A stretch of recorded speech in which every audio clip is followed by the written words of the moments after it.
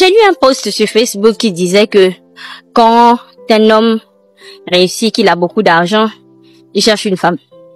Mais quand une femme réussit et qu'elle a beaucoup d'argent, elle dit qu'elle n'a pas besoin d'homme. Effectivement. En fait, quand un homme réussit, qu'il a maintenant l'argent, il cherche une femme. Pourquoi?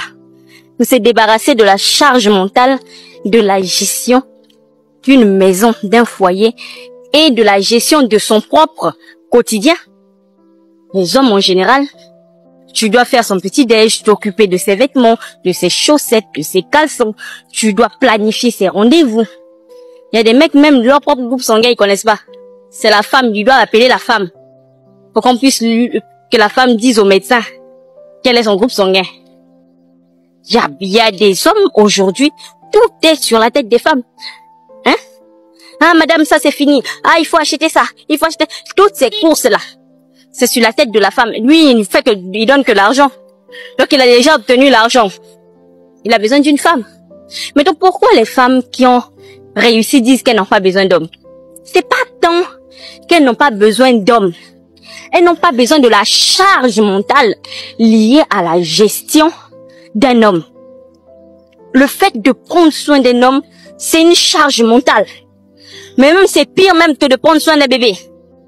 Il y a même une étude qui a prouvé que les maris représentent une plus grosse charge mentale pour les enfants, pour la femme, que les enfants. C'est-à-dire même les enfants là, c'est même mieux à gérer que le mari.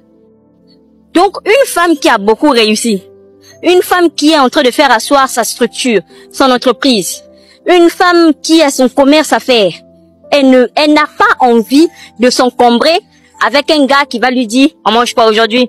Où sont mes caleçons? Où sont ma serviette? Ah ouais, tu as mis mes chaussettes où? Hein? Des choses comme ça. C'est fatigant. Donc des petites choses comme ça, tu dois t'occuper, être aux petits soins. Oui, tu me fais plus les ongles. Ouais, il y a un bouton qui a poussé sur mon visage là. Ouais, et faut m'amener comme si, c'est épuisant. Donc pour une femme qui a déjà l'argent, en général pour elle c'est difficile. Je ne dis pas ici que tous les hommes sont comme ça. Il y a des hommes vraiment, ce sont des perles. C'est-à-dire, son absence même, c'est difficile pour toi. Parce que tellement il t'allège la tâche. Mais en général, surtout nos hommes africains, ils attendent à avoir une autre maman. Ils s'attendent à ce que sa femme soit comme sa maman.